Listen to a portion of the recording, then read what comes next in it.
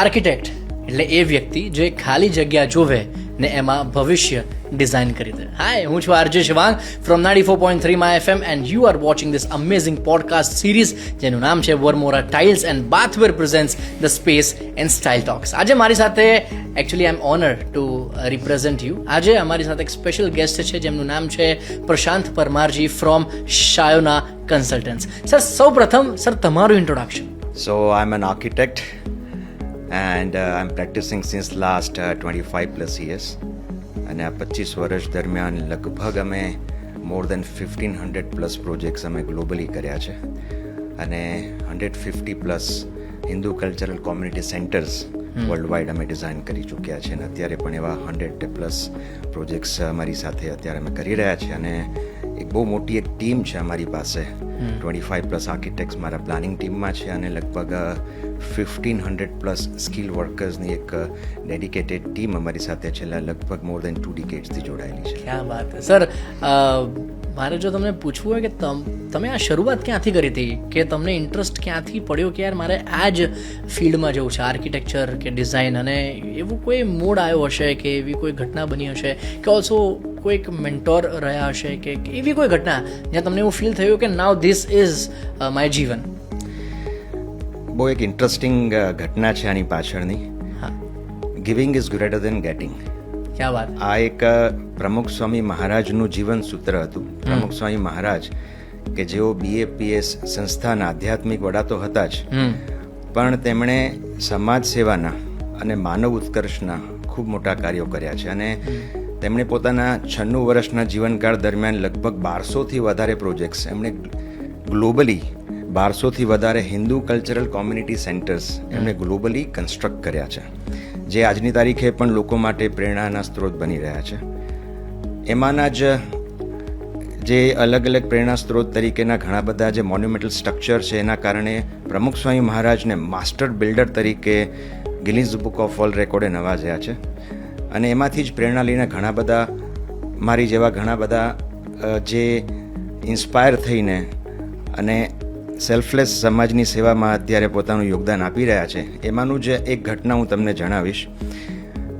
હું 11 વર્ષનો હતો જ્યારે 1989ની વાત કરું છું, જ્યારે એક આંતરરાષ્ટ્રીય બાલ મહોત્સવ BAPS તરફથી આયોજિત કરવામાં આવ્યો હતો અને એ વખતે અમે અમારા મેન્ટર સાથે એના એક સ્ટડી ટૂરના ભાગરૂપે અમે બધા અક્ષરધામ ગાંધીનગર, જે અહીંયા ગાંધીનગરમાં છે, જેનું 2000 અક્ષરધામ જે ગાંધીનગર છે જેનું ઇનોગ્રેશન 1992માં થયું, પણ આ 3 વર્ષ પહેલાંની વાત છે કે જ્યારે અમે અમારા મેન્ટર સાથે અમે ઘણા બધા બાળકો ત્યાં વિઝિટ કરવા ગયા હતા અને મોન્યુમેન્ટલ સ્ટ્રક્ચર છે આ 20 એકરની લેન્ડમાં. એ વખતે કન્સ્ટ્રક્શન વોઝ ઓન ગોઈંગ અને we all were mesmerized with the construction and the construction techniques અને જે કંઈ સ્પેસ પ્લાનિંગ અને ત્યાંના જે એક્ઝિબિશન્સ વગેરે જે જોતા હતા ત્યાં જોઈને બધાને ખૂબ ઇન્સ્પિરેશન મળી. એ વખતે મેં મારા મેન્ટરને પૂછ્યું કે can I build something like this? તો મારા મેન્ટરે કીધું કે હા, ચોક્કસ થઈ શકે. એના માટે તારે બેટા આર્કિટેક્ટ થવું પડે. And that was the first time I heard about architect. Because હું વાત કરું 36-37 વર્ષ પહેલાં, ત્યારે આર્કિટેક્ટ બહુ ઓછા પ્રચલિત હતા, એન્જિનિયર્સ બહુ પ્રચલિત હતા, પણ આર્કિટેક્ટ ખૂબ ઓછા પ્રચલિત હતા. એટલા માટે એમણે મને ઇન્સ્પિરેશન આપી કે ભાઈ તું આર્કિટેક્ટમાં જઈ શકે. અને એ વખતે આર્કિટેક્ટના સીડ્સ મારામાં રોપાયા હતા.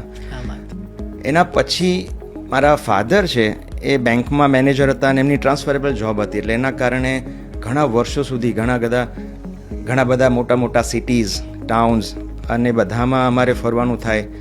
ત્યાં ટ્રાન્સફરેબલ જોબ હતી એટલે બધી જગ્યાએ જઈએ. ત્યાંના આર્ટ, આર્કિટેક્ચર અને ત્યાંની કલ્ચર વિશે મારા ફાધર મને દર વખતે એ એક્વેન્ટ કરે. એના લીધે પણ મને આર્કિટેક્ચર પ્રત્યેનો એક મારો જે પ્રેમ છે એ અંકુરિત થતો ગયો અને એના પછી મેં આર્કિટેક્ટમાં એડમિશન લીધું. બ્યુટિફુલ. સર, ડિઝાઇન ફિલોસોફીની જો વાત કરીએ તો તમારા મત મુજબ ડિઝાઇન ફિલોસોફી શું છે ઓલ્સો, કે પ્રિન્સિપલ્સ અને ઇમોશન્સ કેવા પ્રકારના ઉત્પન્ન થાય છે જ્યારે બધી જ સ્પેસ ભરાઈ જાય છે, એમાં લાગણી કોઈ વ્યક્તિને ફીલ થાય છે કે નહીં, કે કોઈ વ્યક્તિને એવું ફીલ થાય કે ના આ જે સ્પેસ છે અહીંયા ખાલી રહેવું જોઈએ, કારણ કે 2 પ્રકારના વ્યક્તિઓ આપણા સમાજમાં એક્ઝિસ્ટ કરે છે. તો what do you believe? So my design philosophy is based upon mainly 3 things: simplicity, સેન્સિબિલિટી અને સોલફુલનેસ. આ 3 એના પાયાના સિદ્ધાંતો છે. Design should be functional and it should elevate the human spirit.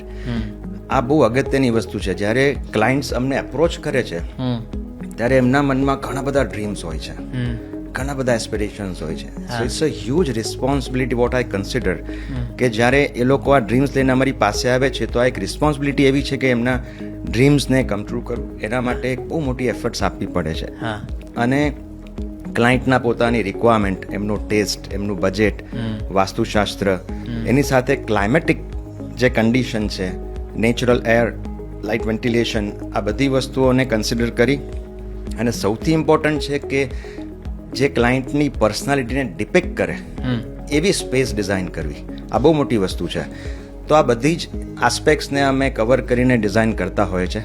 અને બહુ મોટી અગત્યની વસ્તુ એ છે કે અત્યારે લોકો છે એ જે ટ્રેન્ડ છે, જે ટ્રેન્ડ સતત બદલાતો રહેતો હોય છે એને બધા ચેસ કરવા બહુ ટ્રાય કરતા હોય છે.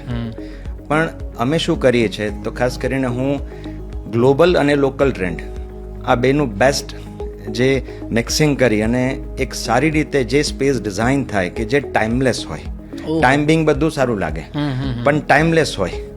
તો આ એક વસ્તુને ધ્યાનમાં રાખીને અમે અમારી ડિઝાઇન કરતા હોઈએ. So this is my design philosophy. ક્યાં બાત હે સર.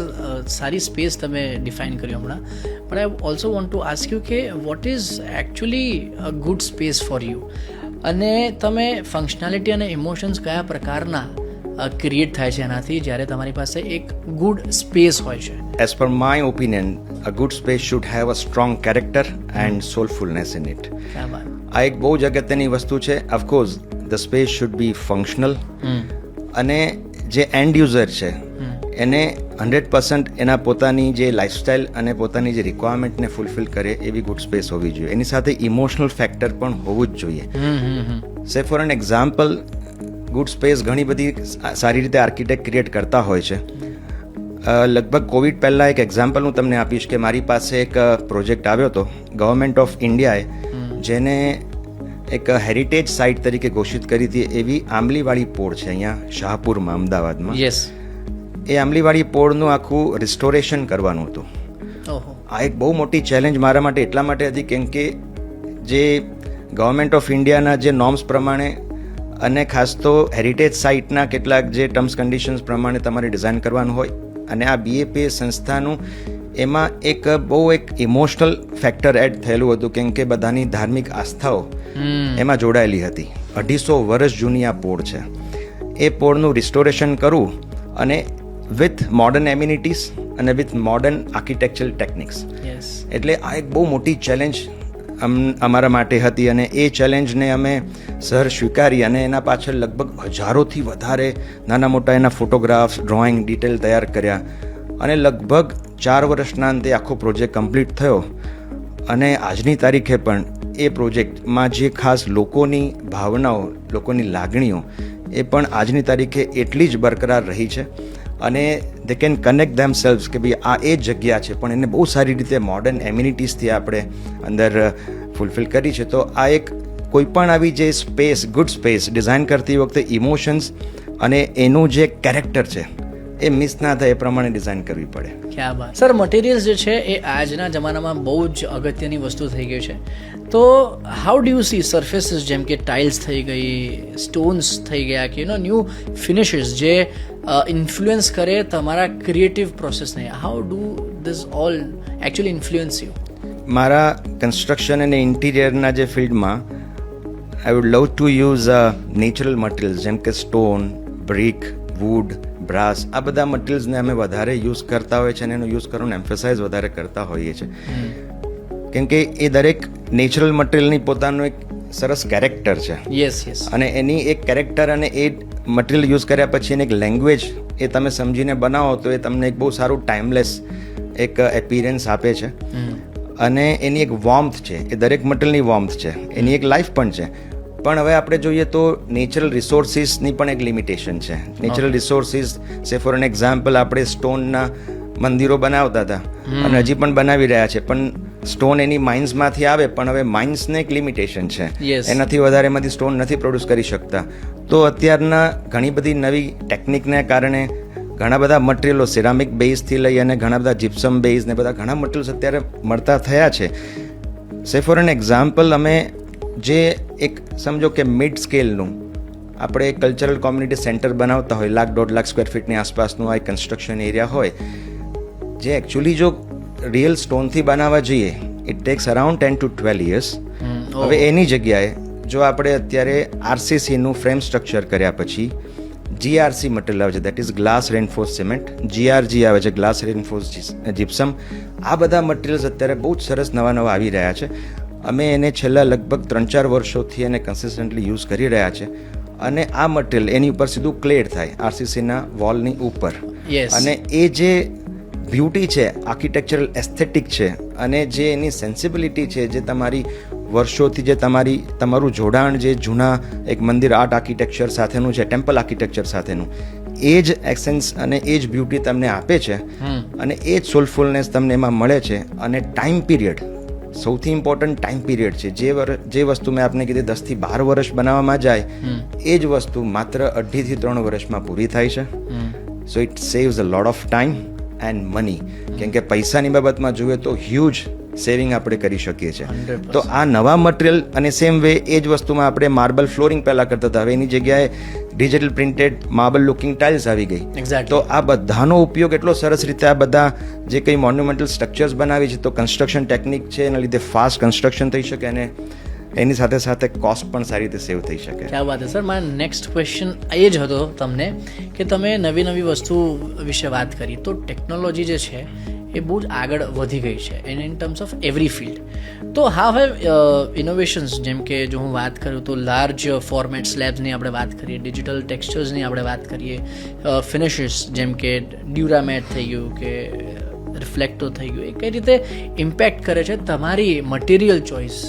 ટેકનોલોજી એ ખરેખર એક આશીર્વાદ રૂપ છે આમ તો તમામ ફિલ્ડમાં, પણ હું સ્પેશિયલી વાત કરીશ આર્કિટેક્ચર ફિલ્ડમાં અને ઇન્ટિરિયર ડિઝાઇનિંગ ફિલ્ડમાં. ટેકનોલોજી એક ખરેખર એક બહુ મોટું બૂમ છે. એ બૂમને કારણે આજે એટલી સરસ આપણને કોસ્ટ સેવિંગ અને ટાઈમ સેવિંગ વસ્તુ આપણે કરી શકીએ છીએ. એમાં ટેકનોલોજીમાં સે ફોર એન એક્ઝામ્પલ, અત્યારે 3D મોડેલિંગ અત્યારે આપણે કરીએ છીએ, એની સાથે સાથે બીમ ટેકનોલોજી છે, વેલ્યુ એન્જિનિયરિંગ છે. આવા બધા જ ટેકનોલોજીને આપણે સારી રીતે યુઝ કરીને કન્સ્ટ્રક્શન સ્પીડી કરી શકીએ છીએ અને કોસ્ટ પણ રિડ્યુસ કરી શકીએ છીએ. સે ફોર એન એક્ઝામ્પલ, હમણાં જ જે 2 વર્ષ પહેલાં રોબિન્સવિલ એટલે કે યુએસએમાં અક્ષરધામનું નિર્માણ કાર્ય પૂરું થયું. આ અક્ષરધામ જે બન્યું તેમાં જોવાની ખૂબી એ છે કે સ્ટોન જે છે ને એ ગ્રીસ, થાસોસનો ગ્રીસ માર્બલ છે. એ ગ્રીસથી માર્બલ આવે, પછી ત્યાંથી જે માઇન્સમાંથી નીકળે, હવે આ બધું કોમ્પ્યુટરાઇઝ સિસ્ટમથી મેનેજ થાય. ત્યાંથી કંડલા પોર્ટ ઉપર આવે ઇન્ડિયામાં, કંડલાથી પછી પિનવાડા રાજસ્થાનમાં એનું ઘડાઈ કરવા જાય. ત્યાં 300થી વધારે મોટા જાયજેન્ટિક સ્કેલના CNC મશીન્સ છે. પ્રિસાઇઝ એનું કટિંગ થાય, એની અંદર 70 to 75% ઇન્ટિગ્રેટેડ કાર્વિંગ એમાં જ થઈ જાય. એ સિવાયના બાકીના 3-4 હજાર કારીગરો ક્રાફ્ટમેન્સ છે, એના માટે એના ભાગે 25% કામ જ રહ્યું. એટલે એ એની અંદર બાકી મેન્યુઅલી ડિટેલિંગ કરે, ક્રાફ્ટમેનશીપ એમાં અંદર એડ થાય, અંદર ડેપ્થ આપે, ત્યાંથી ફરી પાછું પોર્ટમાં જાય અને શિપિંગ થઈને અમેરિકા જાય. અને ત્યાં કોમ્પ્યુટર સિસ્ટમમાં બધા એના બારકોડિંગ નંબર કરેલા હોય, અને આ બધા જ ત્યાં એક લેગો કેવી રીતે ક્રિએટ થાય, જિગ્સો પઝલ જેવું, આ રીતે આખા બાઇન્ડ થાય. અને ફક્ત 3 કે 4 એન્જિનિયર એ આખું મંદિર ઊભું કરી શકે. ઓફકોર્સ એની પાછળ લેબર રિક્વાયર્ડ છે. એટલી ફાસ્ટ ટેકનોલોજી છે આ, અને એટલું પ્રિસાઇઝ કામ થાય છે. હવે આ વસ્તુ જનરલી આવું મંદિર બનાવવું હોય જે લગભગ 35 થી 40 વર્ષ મિનિમમ થાય, આખું એક જનરેશન પૂરું થઈ જાય, એની જગ્યાએ આ મંદિર ફક્ત 10 થી 11 વર્ષના ટૂંકા ગાળામાં બની ગયું. એનું કારણ વેલ્યુ એન્જિનિયરિંગ છે. નંબર 2, જે પથ્થર જ્યાંથી નીકળે છે, ત્યાં પહેલાં એવું હતું કે માઇન્સમાંથી પથ્થર નીકળે ત્યારે એને મેન્યુઅલી બધું ઘડતર થાય અને મેન્યુઅલી ડિઝાઇન થાય, 35 to 40% વેસ્ટેજ નીકળતો હતો. એની જગ્યાએ આ વેલ્યુ એન્જિનિયરિંગ સિસ્ટમને કારણે અને બીમ ટેકનોલોજીનો ઉપયોગ કરીને આ વસ્તુને 35 to 40% વેસ્ટેજમાંથી 8 થી 10% વેસ્ટેજ ઉપર આવી ગયો. સર, આપણે ડિઝાઇનની વાત કરીએ, આપણે ટેકનોલોજીની વાત કરીએ, બટ એક પ્રશ્ન જે I think which is very important કે સસ્ટેનેબિલિટીની જો વાત કરીએ તો એ જરૂરત છે જ દરેક જગ્યા પર. તો એના વિશે સર તમારું શું કહેવું છે? ઓલ્સો કે how do you integrate sustainable materials કે પ્રેક્ટિસીસ તમારા પ્રોજેક્ટની અંદર, અને ઓલ્સો કે what do you C what role do you see engineered surfaces playing here? Sustainability A next future છે આર્કિટેક્ચર માટેનું અને આમ તો તમામ ફિલ્ડનું. Yes.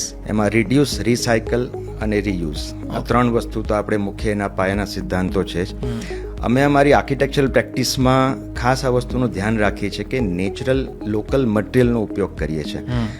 મુખ્ય તો સસ્ટેનેબિલિટીમાં એ છે કે તમારે જે કાર્બન ફૂટપ્રિન્ટ છે એ ઓછી કરવી છે, કાર્બન એમિશન ઓછું કરવું છે. તો આ એક કન્સેપ્ટને ધ્યાનમાં રાખીને તમે જેટલું કંઈ આર્કિટેક્ટ જો આમાં વધારે પોતે આમાં એક્ટિવ થાય અને વધારે આ બધા પોતાના ડિઝાઇનમાં વસ્તુ નાખે તો 100% એનું રિઝલ્ટ મળતું હોય છે. અમે શું કરીએ છીએ કે અમે કોઈ પણ જે કોઈ સ્પેસ ડિઝાઇન કરીએ એમાં સૌથી અગત્યની વસ્તુ છે કે તમે સોલર એનર્જીનો ઉપયોગ કરીએ છીએ. અમે રેઇન વોટર હાર્વેસ્ટિંગ કરીએ છીએ, વર્ટિકલ ગાર્ડન્સ બધા બનાવીએ છીએ. જે કંઈ પ્રોજેક્ટ ચાહે રેસિડેન્શિયલ હોય એ રેસિડેન્શિયલ પ્રોજેક્ટ એમ સમજો કે ભાઈ 5000 ફૂટનો હોય કે પછી તમારું કોઈ વર્ક સ્પેસ 25000 ફૂટની હોય કે પછી કોઈ 5 લાખ સ્ક્વેર ફીટનું આવું એક મોન્યુમેન્ટલ હિન્દુ કલ્ચરલ કોમ્યુનિટી સેન્ટર હોય, પણ આ બધામાં નેચરલ મટીરિયલનો ઉપયોગ કરી અને નેચરલ લાઇટ કેવી રીતે અંદર આપણે ડે લાઇટ આપણે અંદર ફેચ કરી શકીએ, ક્રોસ વેન્ટિલેશન, એર વેન્ટિલેશન, આ બધાનું ખાસ ધ્યાન રાખીને ક્લાઇમેટિક કન્ડિશનમાં ધ્યાનમાં રાખીને જો બનાવીએ એના ફસાડ ટ્રીટમેન્ટ અને અંદર ઇન્ટરનલ સ્પેસીસ કે જેથી આપણે બહારનું જે ટેમ્પરેચર છે એના કરતાં અંદરનું ટેમ્પરેચર એ આપણે સિગ્નિફિકન્ટલી આપણે રિડ્યુસ કરી શકીએ. સો ઇન ધેટ મેનર આપણે સેવ કરીએ છીએ આપણી ઇલેક્ટ્રિસિટી અને જે કંઈ એર કન્ડિશનિંગ ને બધું આપણે ઓછું કરી શકીએ છીએ. અને આ બધાની સાથે સાથે સસ્ટેનેબિલિટી માટે ખાસ લોકલ મટીરિયલને હું જનરલી વધારે પ્રિફર કરતો હોઉં છું. ટ્રાન્સપોર્ટેશન પણ ઓછું થાય અને લોકલ લેબર્સનો ઉપયોગ થાય એને ધ્યાનમાં રાખીને બનાવવામાં આવે છે. Sir, last but not the least question તમારા માટે એ હશે કે ડિઝાઇન એસેન્સની જો આપણે વાત કરીએ તો એક લાઇનમાં તમે કઈ રીતે ડિફાઇન કરો છો for this space and style talk માટે? ઓલ્સો કે તમે આર્કિટેક્ટ પોતાને કન્સિડર કરો છો કે designer, and if whatever you are choosing and why is that? For me the essence of design is design should serve, not just impress. Nice. અને એ જે કોઈ ડિઝાઇન છે it should uplift or elevate the human spirit whoever experiences it.